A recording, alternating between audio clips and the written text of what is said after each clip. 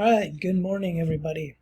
Today we continue talking about war and conflict. This is going to kind of drag on a little bit and then go into terrorism. And then I'll be uploading a lecture on unemployment later. So last time, if you remember, we had kind of talked about the basic organization of the government, the state, Max Weber saying that it had the monopoly on the legitimate use of violence within a territory. Now, one of the earlier thinkers about the state, about state power, was a guy named Thomas Hobbes, a political philosopher in the late 1500s, early 1600s. He actually lived quite long for that time. Now, he basically said that you need what's called a Leviathan, which is a monster from Greek mythology. And he said you need this Leviathan to control people. Not an actual monster, but he used it as a metaphor for government. You need a powerful, strong state in which to control people, or else you get what's called warre. That, as you see there in that quote, W-A-R-R-E. Warre is basically kind of what we would think of as sort of anarchy and chaos, just social breakdown, every, as he says, every man against every man, every person against every person, that sort of thing. So Hobbes then argues that government is necessary not because man is naturally bad, but because man is by nature more individualistic than social. Well, that's you can debate about that point. Modern sociobiology or social psychology may have a different perspective on that. Nevertheless, he makes a very good point, especially as you get more complex societies that do value individualism, individual liberty, and individual rights, and so on and so forth. Then, you can start to see how it might more easily break down into this situation of warre. Sorry, turning off some Wi-Fi so I get better connection here. Okay, so a lot of people learn about Thomas Hobbes in Europe, the United States, and in many colleges and universities around the world.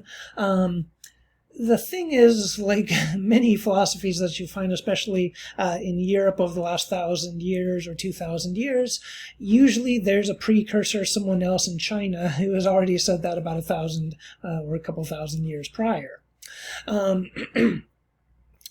A guy named Yang Shang, more perhaps popularly known as Lord Shang, writing in 390 to 338 BCE. So, you have a couple thousand years before Hobbes is writing. He's writing during a period in China's history called the Warring States. And it was kind of like the warre period that Hobbes was describing. So he's born sort of in the middle of this, and so he grows up, around war, around sort of chaos and so on. And he kind of basically comes to the same conclusion that Hobbes does much later.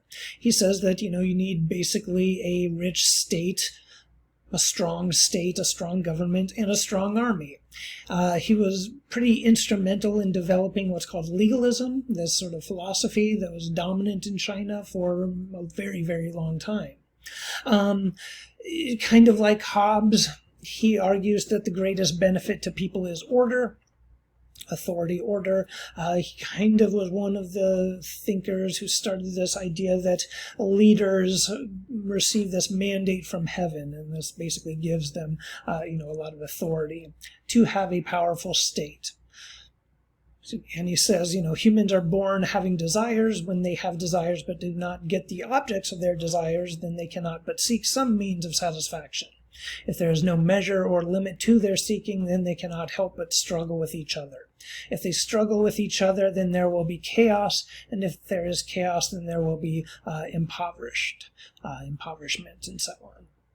So again, basically saying you need a strong government, a strong state. Otherwise, you could have anarchy and, breakdown and, militias fighting each other and just kind of this warring states period again. So he's kind of writing from experience. Hobbes, I should say, also was born during a particularly violent time in European history. And again, this is, this plays a role in their thinking. So taking this and, looking at the U.S. context in terms of the military, trying to figure out where I'm going to place myself. Okay, the power elite. So many of you have perhaps heard the concept, the military-industrial complex. This comes out of a speech, and I'll post it to the modules. A speech by by President Dwight D. Eisenhower, who was the famous World War II general. He, excuse me, he noticed that as the Cold War was beginning, military production was taking off. And as you see here, he has this quote: "In the councils of government, we must guard against the acquisition of unwarranted influence, whether sought or unsought, by the military-industrial complex. The potential for the disastrous rise of misplaced power exists and will persist." Now, what a lot of people don't know is that his original term was the military-industrial congressional complex. And the point he was making there by having the word congressional was that, say you have some military B-2 bomber, and it's not just being manufactured in one state, in one city. Different parts are being manufactured in different parts of the country. So you have thousands of jobs that are dependent upon certain military programs. And so if the government wants to cut that program, those workers, those constituents will contact their senators and congressmen, and, they'll contact, the Pentagon, the White House, or whoever, and say, no, we don't want to make these cuts. We lose so many jobs in my district, and so on. And so Eisenhower saw this, and he saw this was, going to be a hard thing to contain, that, you would get constant production because there's a congressional election motive there. And his speechwriters and advisors told him to remove the word congressional because they didn't want it to, lead to a conflict between the different branches of government. Remember those days when that was a concern that people in American government had. Okay, so the military-industrial complex, then, this is why we have such high levels of military spending in the United States, a lot of which, you can argue about how much, but a significant chunk of which is going to military programs that may be obsolete, that are just there because they provide jobs. Meanwhile, the other major powers, China, Russia, for example, are doing much more innovative sort of PSYOP sort of warfare capabilities.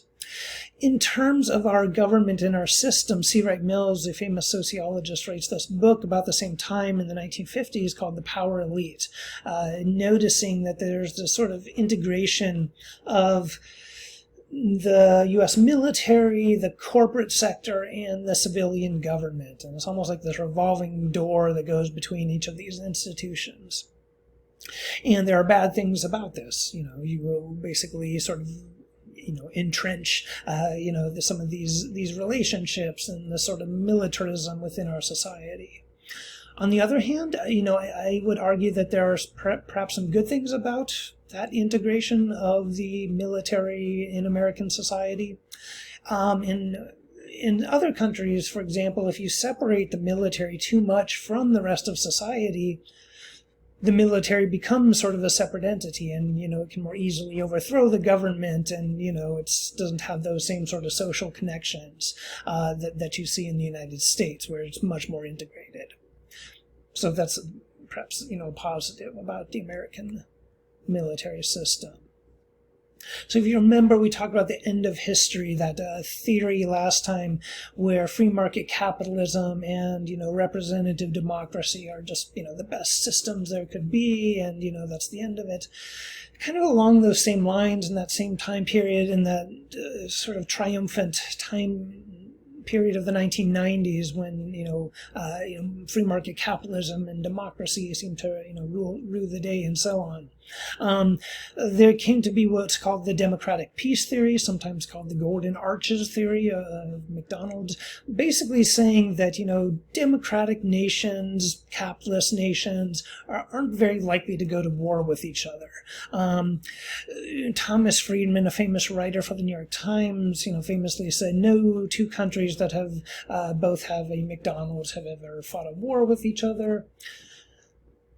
That ended up being wrong, kind of like the end of history in terms of, this kind of linear path towards, just progress. We saw already within, a couple years of Friedman making that argument, the NATO bombing of Serbia proved that wrong. That you actually saw countries, country that had McDonald's being bombed by other countries that have McDonald's. Same thing. You've seen it in other places now. Many instances of that theory being proven wrong.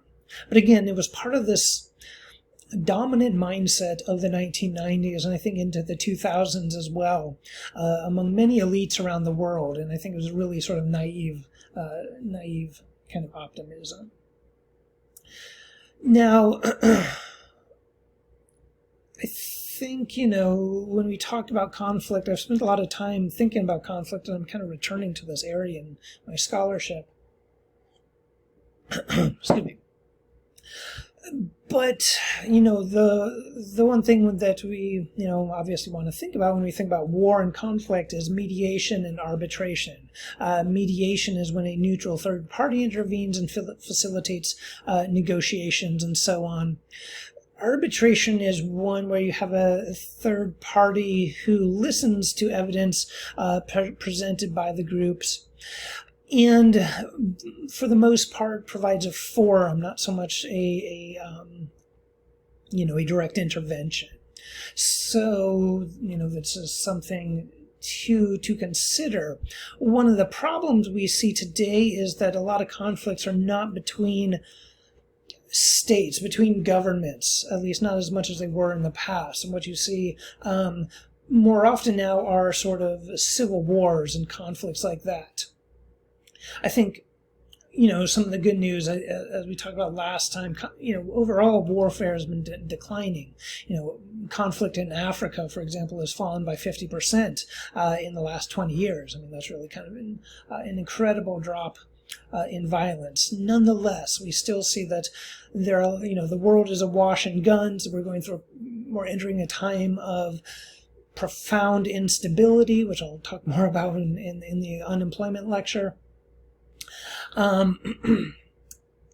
So a world awash in guns, violent ideologies, the potential to be misled and manipulated through social media.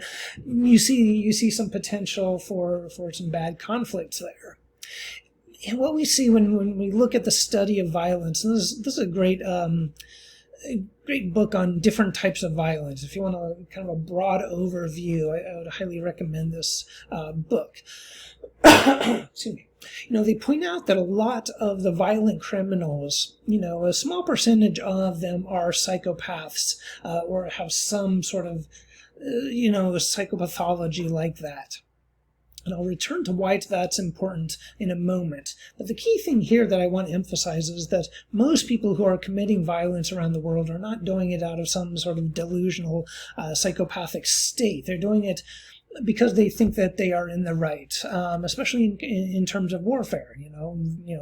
More often than not, soldiers believe that they are fighting for a just cause. More often they would desert or voice dissent. It's a big part of the military to engender that in soldiers, to believe that they are fighting for the right cause. Now, again, I think one of the things that's important to think about as we move forward in the current moment. I've been reading some interesting things over these last few months. read a book, The Pursuit of the Millennium, Revolutionary Millenarians, Mystical Anarchists of the Middle Ages, Cosmos, Chaos, and the World to Come, The Ancient Roots of Apocalyptic Faith, and Against the Modern World, Traditionalism and the Secret History of the 20th Century. These are all books that really look at these moments of profound social change, oftentimes technological change, where, a way of life, that has been around for a long time, that has been a, traditional way of life, is threatened or completely, changed by technology. And often this brings about this sort of apocalyptic, view. And so I've been kind of looking back in history at these moments where you see this millenarian viewpoint, which I'll say more about in a moment, but there's more this focus on apocalypse, whether a religious apocalypse or sort of, just social collapse, end of the world, that sort of thing, that sort of chaos. Because when we look at these times of profound change and these sort of apocalyptic beliefs or these apocalyptic movements that arise in these times, we see the potential for some really, really bad stuff. Daniel Shiro, he's discussed in your textbook, a sociologist, excuse me, who kind of discusses this. He's looked at some of the radical idealistic movements throughout the world that are, trying to change the world for, oftentimes for the better. People are often, thinking that they're in the right. And what he finds is that, oftentimes you get this sort of religious faith in their political ideology, and those who are not revolutionary enough or, who are not radical enough are disposed of, often executed, sent to labor camps, concentration camps, that sort of thing. And so often these movements can lead to tyranny, lead to dictatorships and things like that. So this is broadly, we can call this belief millenarianism. It refers specifically, comes out of the sort of Christian idea of the apocalypse. We use it more broadly now to really any sort of religious, social, or political movement that kind of emphasizes some sort of, cataclysm or, fundamental change, transformation, apocalypse, et cetera, et cetera. Things that is going to, just irrevocably change society. Everything is going to be transformed, and you're going to see this whole new world is going to rise from the ashes of the old world. A great book on this is Black Mass, Apocalyptic Religion and the Death of Utopia by John Gray. I know I recommend this guy's readings a lot. Different groups who I would consider millenarian. Christian fundamentalists who take, the Bible literally and want to impose it in a theocratic form. Zionist Judaism that basically feel the same way, but about Judaism. Islamic jihadism, basically feel the same way as the Christian and Judaist fundamentalists, but applied to Islam. Soviet communism, the Bolsheviks. It was more or less as I'll talk about later, that was kind of almost a religious-like movement. Nazism, again, almost a religious-like movement. And what you see today in the United States, and I'll speak to this a little bit more later,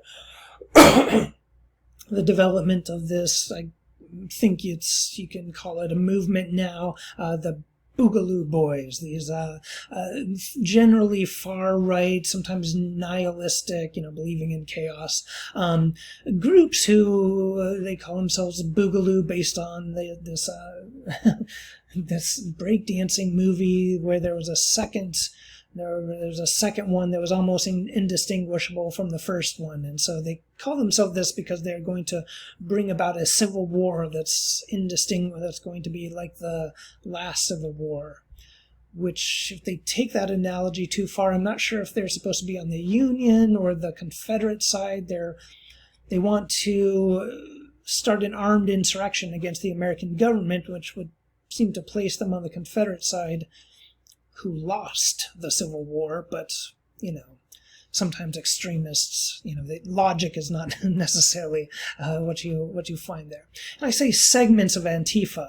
There are definitely segments of Antifa who, want the capitalist system to crash, and they think that by breaking a lot of windows and smashing up corporate offices and things like this is going to bring about this change.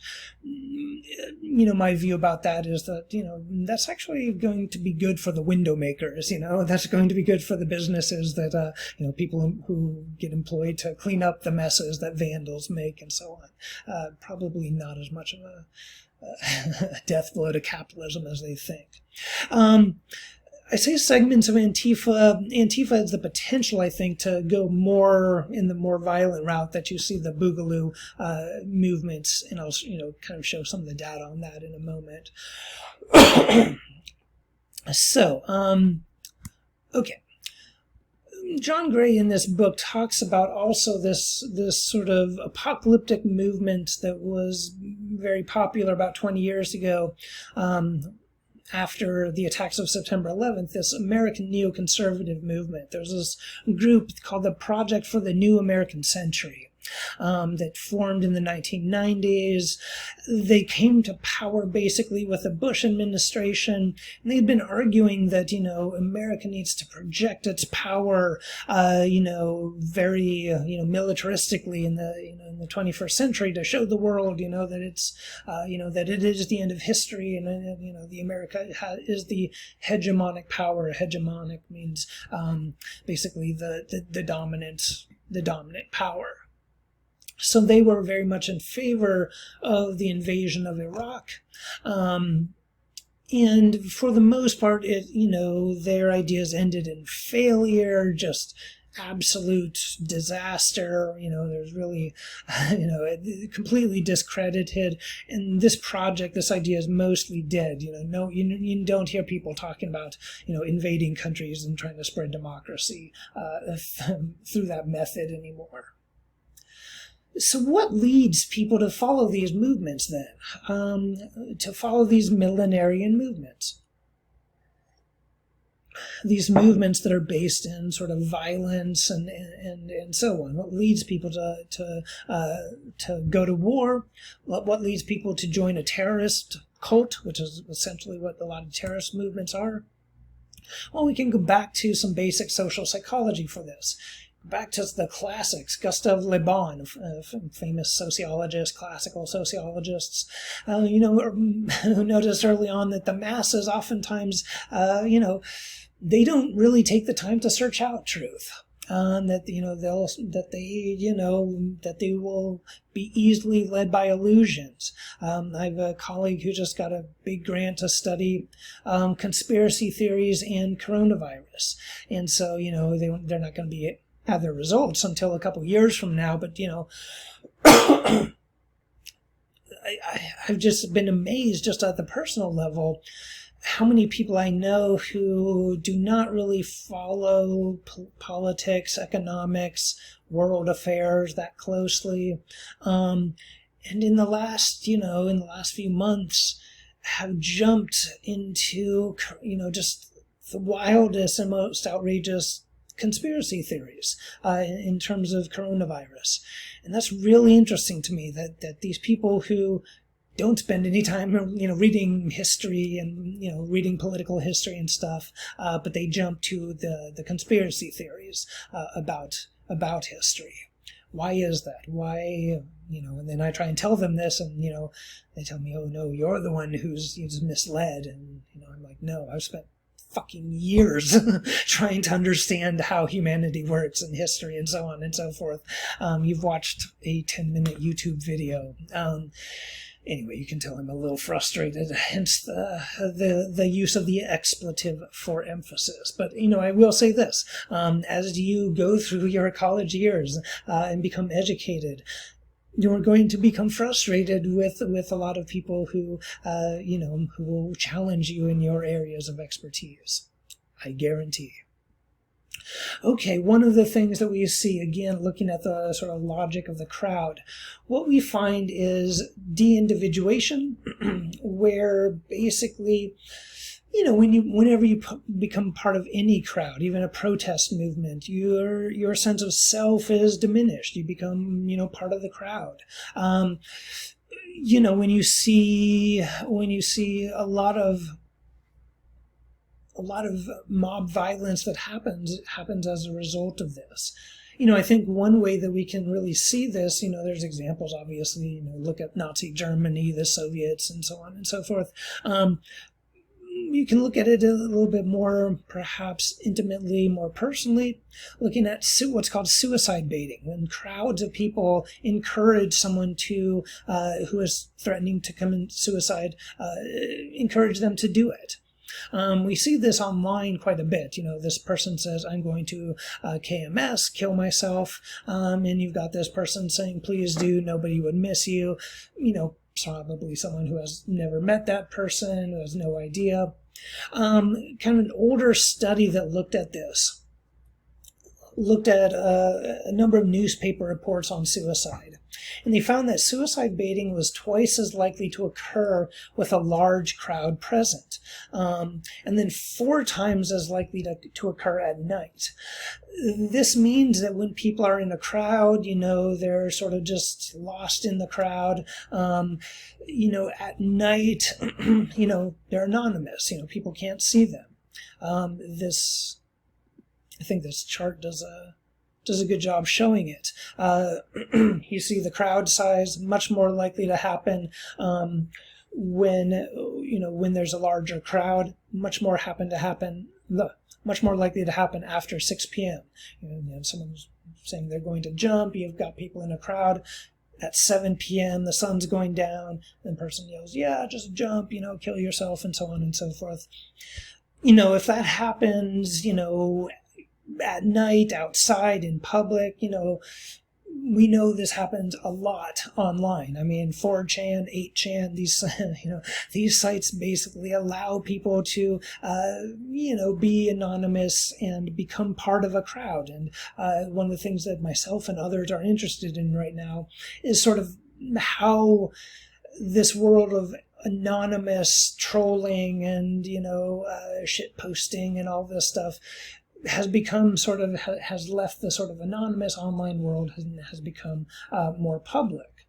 Because one of the things that you also see happening more easily then is dehumanization. I love this quote by Audre Lorde. Unless one lives and loves in the trenches, it is difficult to remember that the war against dehumanization is ceaseless. I think a lot of people who maybe thought because America elected a black president that racism was, a thing of the past, or racism has been declining, actually, but declining much faster, much more rapidly than it was, or that organized racist movements were declining. And the reality is that, you saw increasing dehumanization happening online, anonymously, through memes, and so on and so forth.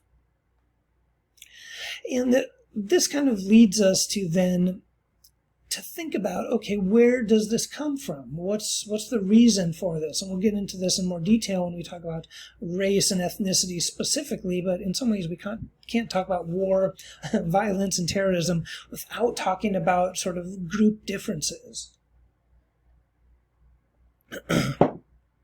So there's what we call constructivist explanations, where you look at the role that ethnic or that leaders play in stirring up ethnic hatred, hatred of one group toward another group, that sort of thing.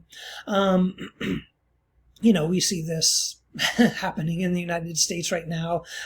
It is not a biased statement to say that Donald Trump is using this right now to play, clearly playing to a segment of the population that supports him, and that clearly is motivated by hatred toward other groups.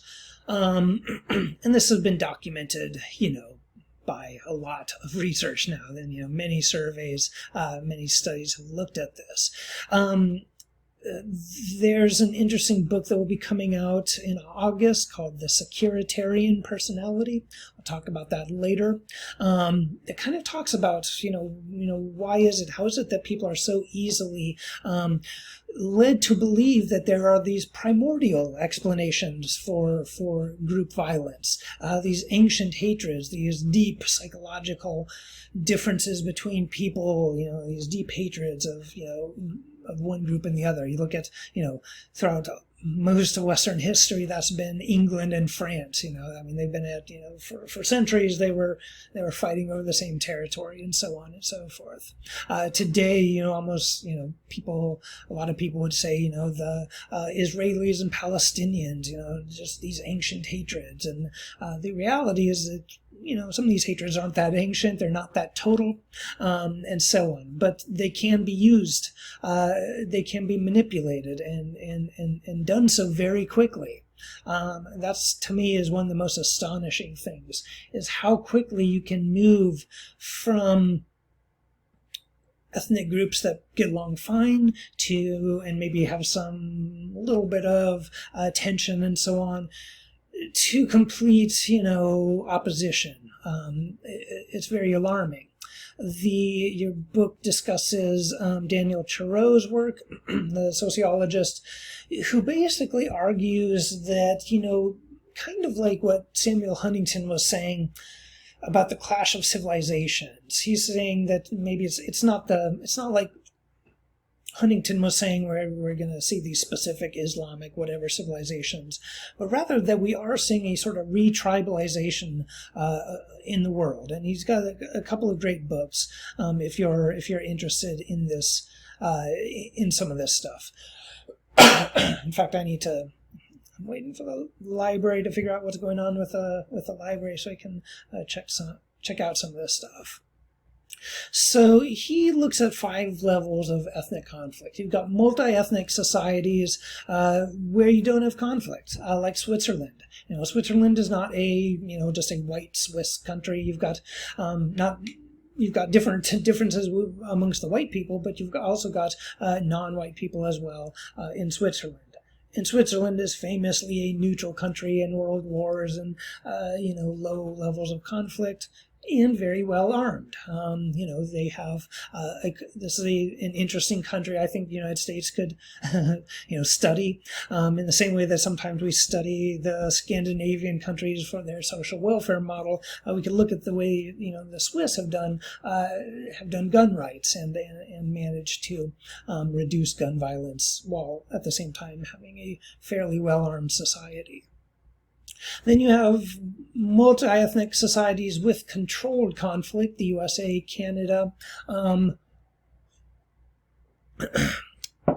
This is when he wrote this. Controlled conflict, so there's more tension in the USA and Canada than you see in Switzerland, or perhaps, the UK and other countries that are multi-ethnic and so on, with lower levels of conflict, but where you still do see conflict. And I would argue that the conflict, we're still in that category number 2, but we run the risk of the conflict being less controlled.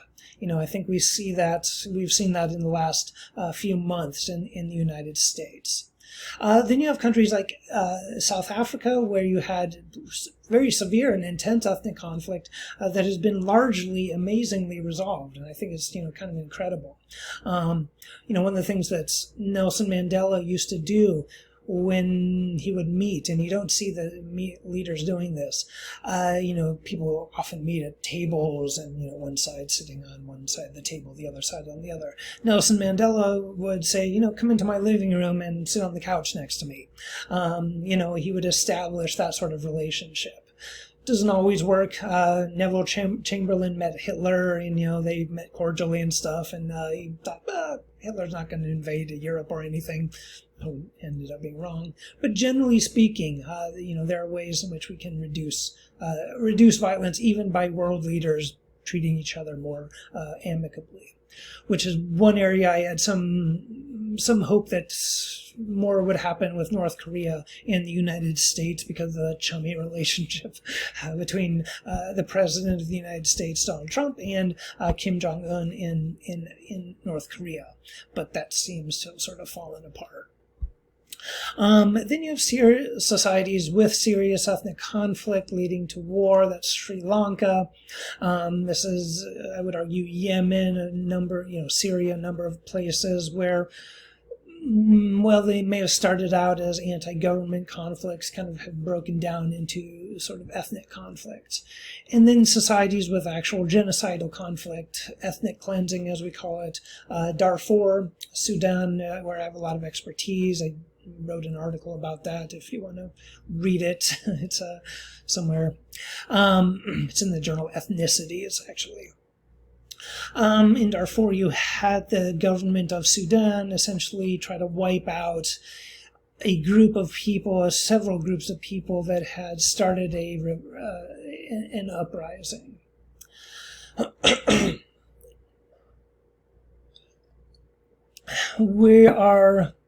We should be recognizing the 25th anniversary of the Srebrenica massacre in Serbia.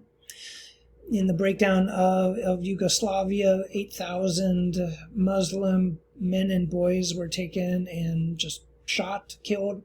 You had the development of concentration camps in Europe for the first time since the end of the Second World War.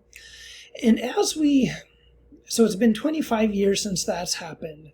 And there's a link, there's a lot of links in the modules. Since that's happened, we're moving further and further away chronologically in time from the Second World War, from the Holocaust. And I think it's important that we, kind of remember or try to learn about it, because a lot of people, that knowledge is disappearing along with the people who experienced it. I've done a lot of work. One of the things that I'm trying to do right now is set up a Holocaust Studies Center at Penn State, along with the Anne Frank Foundation. I was hoping to go to the Netherlands over the summer to work on some of this. Excuse me. We'll see where that goes with, let's say, the university and funding and everything. But it's really important to I think, kind of familiarize yourself, watch some documentaries or something on this period, because it's easily forgotten. And I think one of the things that's so often that we forget, the Nazis are portrayed as just this kind of aberration in history, and, they're just sort of manipulated by Hitler, that sort of thing. A couple of interesting books. One that's truly disturbing, The Good Old Days, the Holocaust as Seen by Its Perpetrators and Bystanders, really talking in, pretty, kind of nonchalant, not a care in the world sort of language about, their job killing Jews and killing Poles and killing gypsies and the Roma and so on, and very dispassionate tones and so on. Travelers in the Third Reich is another really interesting book about people who had traveled to the Third Reich, to Germany in the 1930s, starting in the early 30s and kind of ending as the war begins. But you get people famous, like a famous African-American scholar or sociologist, W.E.B. Du Bois, who goes to Germany because he wants to, he's a big fan of German philosophy and wants to go to, see where, all of his, his heroes, his German philosophy heroes, grew up. And at the same time, he's noticing this weird Nazi movement that's developing and, is very anti-Semitic and so on. Because we have to understand that it was not that Nazism wasn't just one thing. It was a confluence of a lot of different forces that were going on, a lot of different belief systems that were there. And what tyrants are able to do, what people like Hitler, Mussolini, Mao Zedong, Joseph Stalin, and all the Saddam Hussein, all the dictators of the world are able to do, is described in this quote by Emily Bronte. The tyrant grinds down his slaves, and they don't turn against him. They crush those beneath them. So effective tyrants, what they do, you get a certain segment of the population whipped up in hatred against somebody else who has less power than them. And that way you can effectively, manipulate people and so on. A really fascinating book is this memoir by a guy named Sebastian Hafner. And he kind of looks and, sees what the Nazis were doing. And he says, it is said that the Germans are subjugated, oppressed. He said, that is only half true. They are also something else, something worse, for which there is no word. They are comraded, a dreadfully dangerous condition. They live a drugged life in a dream world. They are terribly happy, but terribly demeaned, so self-satisfied, but so boundlessly loathsome. So proud, yet so despicable and inhuman. They think they are scaling high mountains when in reality they are crawling in a swamp. So I've been reading a lot of these memoirs and diaries, collections of diaries and writings, letters and so on from periods of tremendous change, like World War II, like the Great Famine in Soviet Russia and so on, just to see how people in the past, kind of experienced great change. So this book is kind of fascinating because it was written in 1939, kind of talking about, his covering the period from 1907 to 1933 and the development of, the Nazis and so on. It was like hidden away and published in 2000. Again, John Gray has this great quote on Nazis. He says, the collective solidarity of Nazi Germany was sustained by the incessant creation of internal enemies. Gays, gypsies, and Jews were not only discriminated against as they had been in the past, they were actively persecuted, and this was essential to the collective euphoria that was created by the Nazi regime. There can be no doubt that the suffering inflicted on Jews was an integral part of the happiness the Nazis succeeded in manufacturing in the rest of the population. In order to make it appetizing, the thin gruel of communal joy had to be richly spiced with cruelty. Very dramatic language, but I think it's dramatic language that, rings true. I think, one of the most impactful places I've ever been was the concentration in Dachau in Germany. And for strange reasons, I've been there 3 times. A family friend that was there and went there with different people, and I said, well, each time you go there, you have to see the concentration camp there. So even though after the first time I went there, I said, I'll never return here. I've been there. I've been back again. And, I'm glad because it's given me, it's made me never forget, as we are supposed to never forget. Because as I said, there are about 400,000, roughly, Holocaust survivors that are left in the world, and most of them were children, and they don't have, the greatest memories of the Holocaust. So we're seeing that, if you look at this chart, where most of them are in Israel or in Europe and parts of Russia. The rest are in North America, and then a sliver in the rest of the world.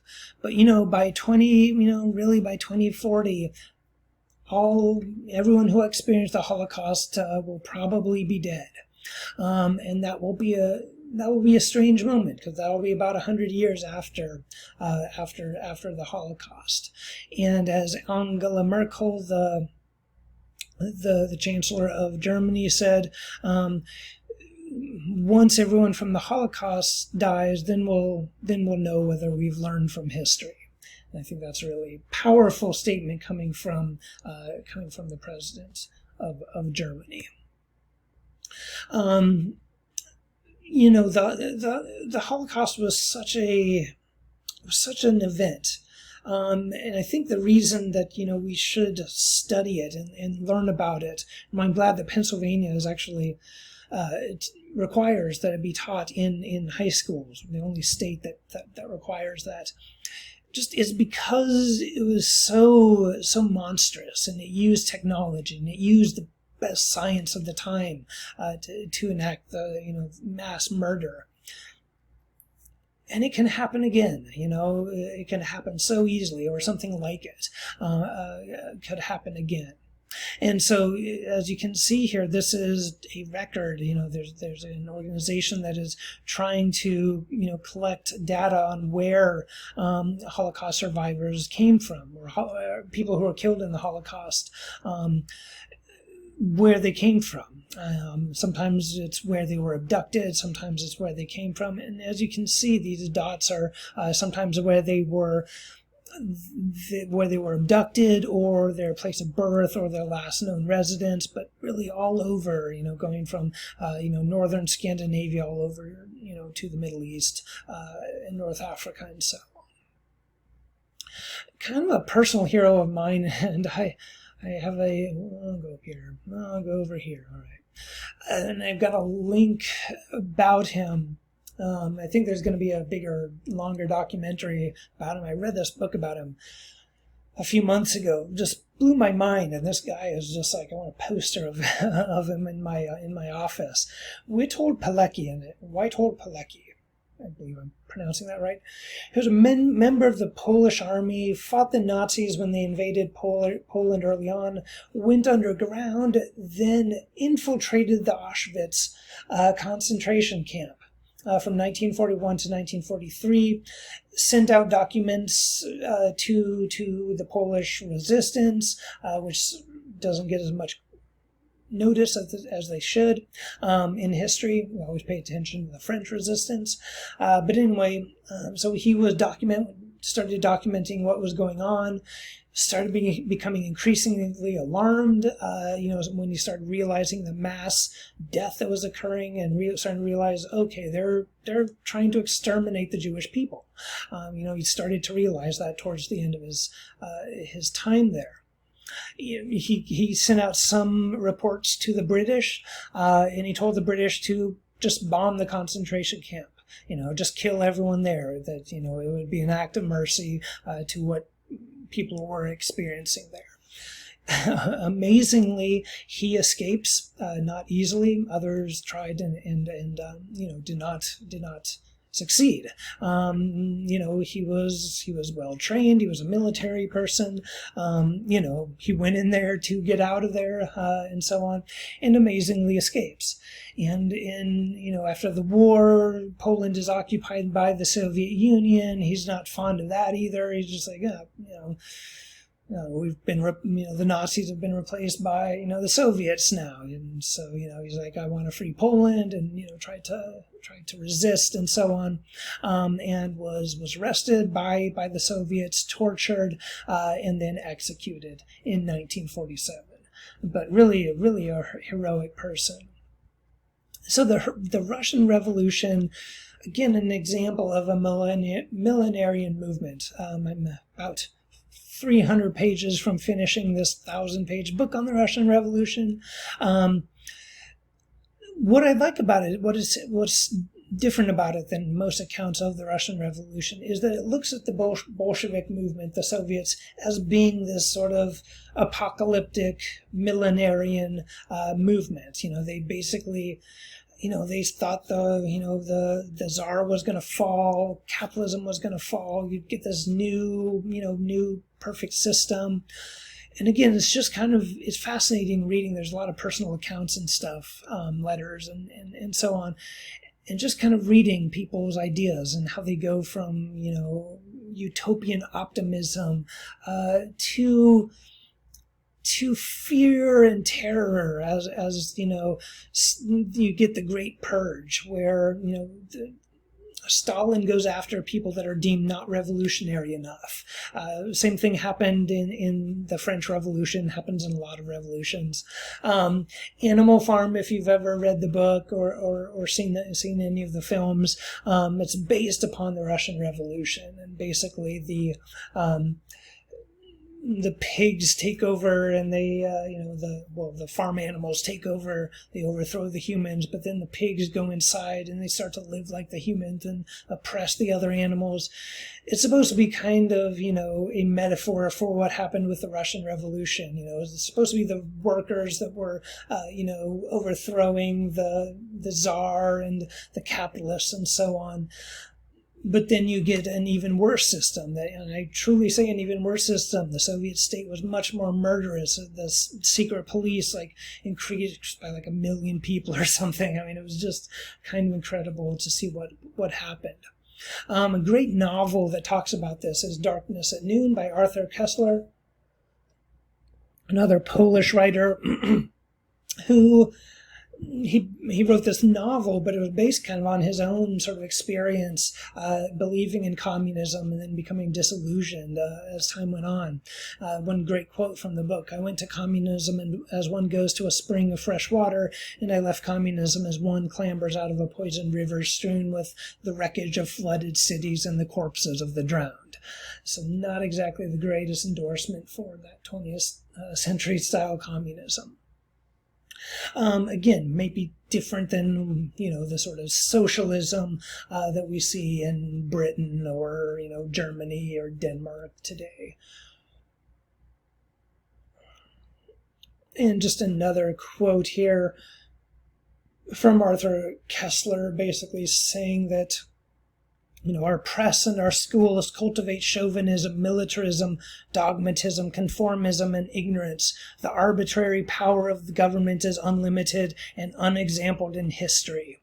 He's talking about the Soviet Union. The freedom of the press, of opinion and movement are as thoroughly exterminated as though the proclamation of the rights of man had never been. We have built up the most gigantic police apparatus with informers made a national institution and the most refined scientific system of political and mental torture. We whip the groaning masses of the country toward a theoretical future happiness which only we can. So again, this idea of this, this fantasy of utopia that was, that ended up being a dystopia. I've been reading about, in addition to reading about the rise of sort of authoritarian movements and so on, I've been interested in how people in countries sort of de-radicalize. So I've been interested in the Nuremberg trials, and really particularly interested in the guy named Fritz Bauer. Fritz Bauer, if you're interested. He was the German legal lawyer prosecutor who went after the Nazis. Basically, he spent the next 20 years after the end of the war just going after the Nazis, prosecuting them, and so on and so forth. After, the horrors of the Second World War and the Holocaust, you get the Universal Declaration of Human Rights. You can look at that on your own. In a lot of ways, it's applying a lot of what we find in the American Constitution, the Declaration of Independence, the French Rights of Man. A lot of these Enlightenment ideas about individual liberty, the sanctity of freedom, and so on, of freedom from oppression, that sort of thing. A lot of these are brought together as this Universal Declaration of Human Rights. You see also then, I think I may have talked about this a little bit, but the development of these global institutions that help reduce global conflict. I mean, there's a reason we haven't had much what we call interstate wars between countries, because you have the United Nations that acts as a forum for countries to cooperate or diffuse conflict. A great person who was involved in this is John Maynard Keynes. He's probably one of the most influential economists in history, kind of at odds with Hayek, who we talked about, the libertarian theorist. I'm reading this great biography by him right now. Anyway, he did a lot to set up the post-war order and really an anti-authoritarian, great anti-authoritarian thinker. But, we get the Cold War developing, that's kind of the rest of the 20th century for the most part. Today, the Cold War is over. Really fascinating book and fascinating thinkers. This guy, George Friedman. Don't mistake him with New York Times writer Thomas Friedman. George Friedman, he's a sort of military strategic analyst. His organization Stratfor is basically, I used to subscribe to their newsletter. They do a lot of analysis for governments and companies, basically looking at risks, geopolitical risks, and so on. And back a few years ago, 10 years ago, 11, 12 years ago, actually, he writes this book called The Next 100 Years. And he says some really fascinating things. He makes a lot of interesting arguments. One of them that I think that I'm going to focus on is that he says Russia is going to become more assertive again. And you're going to see a conflict like the Cold War play out again, where it's going to be not the Soviet Union and America, but Russia and America. And maybe it won't be quite as, direct as you saw in the 20th century in the Cold War, but there will be a war, there will be conflict nonetheless. Russia will become a resurgent power again. And I should say I was following Stratfor. I was following their analyses of the Iraq War back when I was in college, and I was way ahead of the news media and most of the other people get paid way too much to propound their views to millions of people. I get a little irritated, but that anyway. Okay. Okay. So what we see then is clearly George Friedman being proven right. We've seen the development of what might be called Putinism. We've seen Russia has become expansive. It has moved into Georgia in 2008. Its activities in Ukraine in 2014, where it physically annexed Crimea. The rationale it gave is kind of interesting. It said that it has its right to defend Russian speakers around the world. That's a big change from how the world has worked for the last several decades, if not centuries. By that logic, then I guess we in the United States, we go back to being a colony of Britain. Brazil goes back to being a colony of Portugal, maybe, that's a very strange logic if you were to actually apply that to the world's international policy, which we could see, where these are strange times. But the main area where we see Putin being strong is in terms of psyop warfare. And we're already seeing these bounties on American soldiers in Afghanistan. The one thing that, Stratfor and George Friedman did not predict was the U.S. president and his strange relationship with Vladimir Putin. And just this refusal to stand up to Russia in most ways. Other segments of the American government will, but not Trump himself. And it's a very strange thing that I hope we learn more about someday, because it's not in line with his behavior. Deference to others is not exactly something you think of when you think of how Trump behaves. So what we're seeing is, the rise in terrorism. My adult life has been marked by transnational terrorism. I was in college on September 11th, and I remember that day very vividly. And knowing too, being a thoughtful student, knowing the world's going to be different after this. This is going to change everything. What we're seeing now, too, though, is a rise in domestic terrorism. The biggest domestic terrorist attack in the United States was the far-right attack, or the far-right guy, Timothy McVeigh, attacked the federal building in 1995, killing 160 people, many children. There was a daycare center in the basement, and we're seeing that, there's a lot of terrorism going on around the world. We're seeing a breakdown, especially in the Middle East, and we're likely to see, I'm afraid, a lot more breakdown there.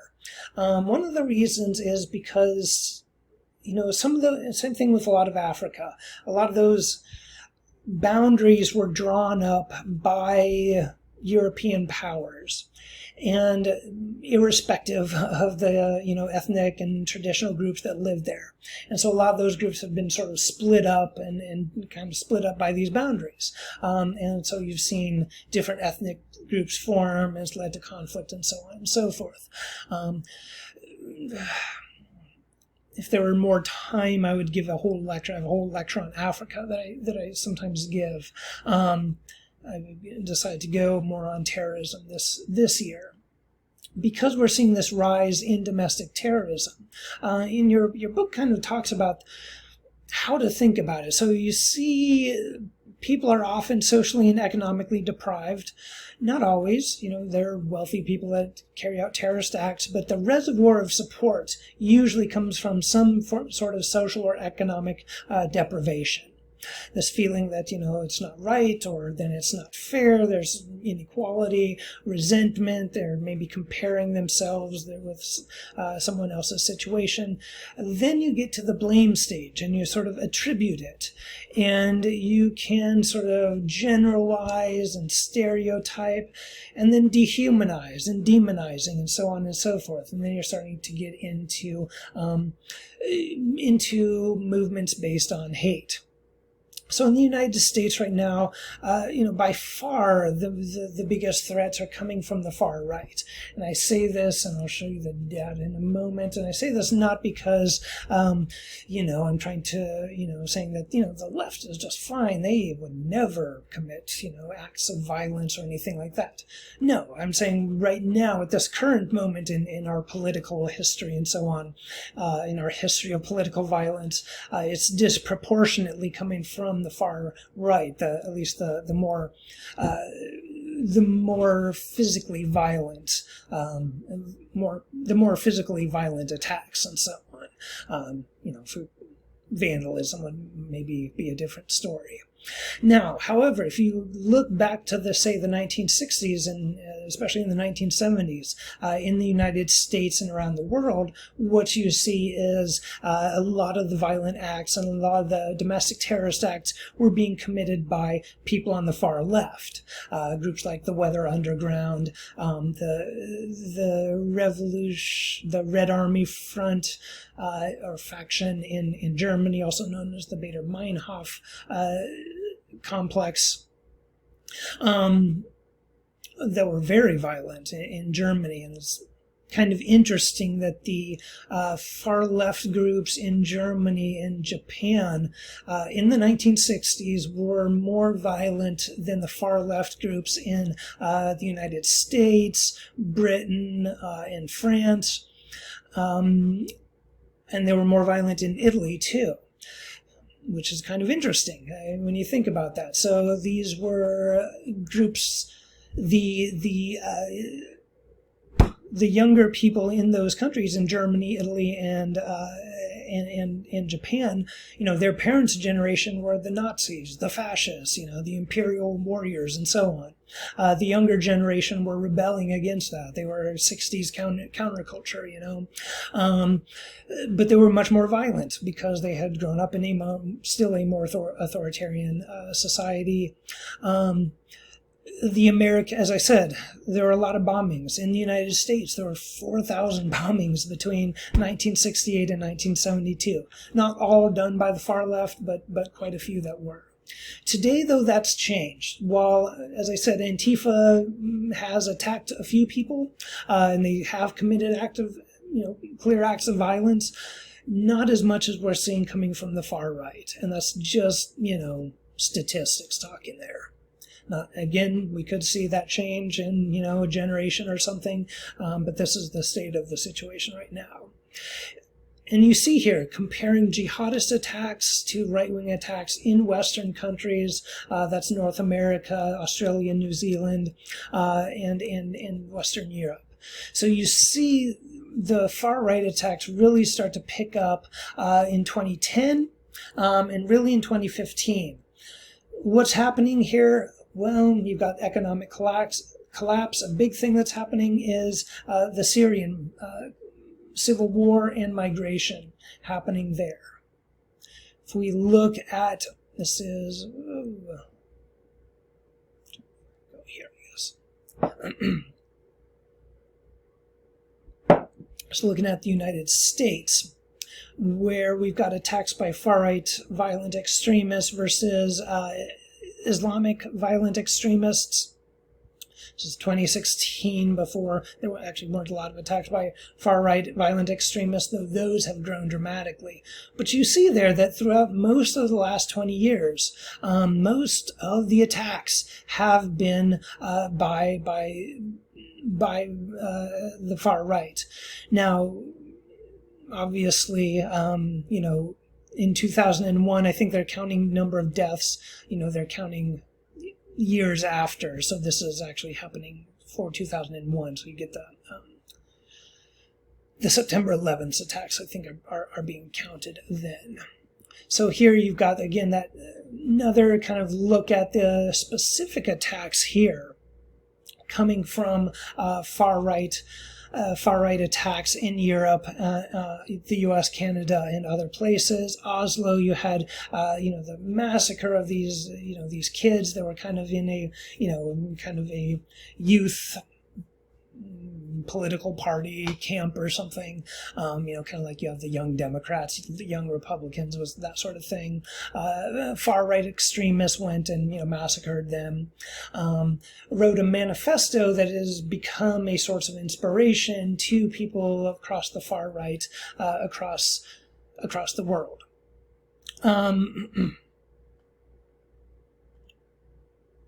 So you're seeing, the ones in the United States, Charleston, the church there, where, the white extremists, white supremacists went in and shot a bunch of black people. The Christchurch, New Zealand, that was particularly alarming to me because the guy had the GoPro camera on and it basically looked like a video game, and that will be, I'm afraid to say that will be copied again in the future. So we start to see a lot of these lone wolf attacks, as they're called. And, that's kind of a foolish way in which to describe it. Lone wolf, a lot of these are young men who are looking at the same websites, reading the same stuff, watching the same videos. Pretty soon these lone wolves are like a pack, where maybe they travel together, but one only attacks the herd, the sheep, at a time or something like that, but are gathering into actual packs, which is something that I'm studying right now, and again, could give a whole lecture on. So again, some of these big attacks that we know were committed by people who are really kind of politically motivated, developed, wrote manifestos and so on. My personal experience here is that I was here in Isla Vista, at the University of California, Santa Barbara, when that happened. Maybe some of you have experienced a shooting, one of these mass shootings. This happened in the evening in a part of, it's actually Isla Vista is how it's pronounced, but it's been mispronounced Isla Vista for decades now, so it's just called that. It's basically 1 square mile where you've got 13,000 students living. And a guy who was living there, he really started this, what we call this incel movement, this involuntary celibate, where he was the son of one of the producers of the Hunger Games movie, so he's very wealthy and privileged, and made all these videos, talking about how girls had just rejected him, and how could they reject him? He's so handsome and such a good person, but they go for these, stupid brutes and whatever. And so,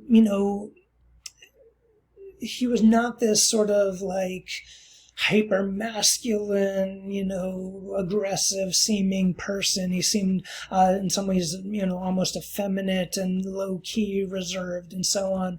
And he developed a plan to just kill a lot of women in sororities. He tried to open a sorority door. It was locked, so he started shooting people, and then died in a shootout. He had killed his roommates the night before, rather viciously, I believe, not with a gun, but there were 3 of them. They were killed in his apartment. The police found them later. That was an eye-opening experience, obviously, a profound experience. It was 3 weeks before I graduated and got my PhD. Words can't explain, what it's like to see a lecture hall, a place where you've taught classes, and see body bags and pools of blood outside. So this is very real to me. And I think what alarms me is that what seemed then to be a potentially just an isolated incident has become something that has become, glorified. In terms of where, how a lot of this, violence is being committed.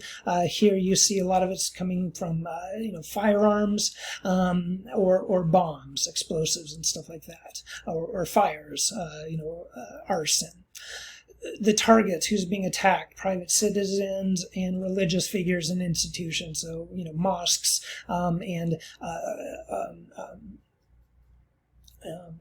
synagogues, and we've seen a lot of Jewish cemeteries that have been defaced over the last few years. So this is growing. It's growing quite rapidly.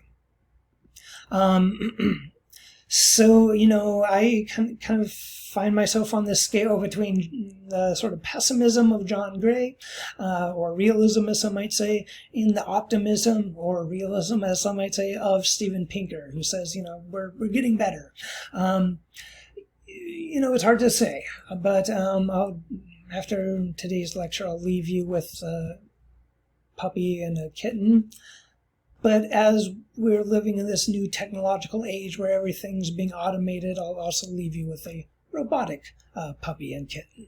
All right, I'll be uploading the lecture on unemployment a little bit later today.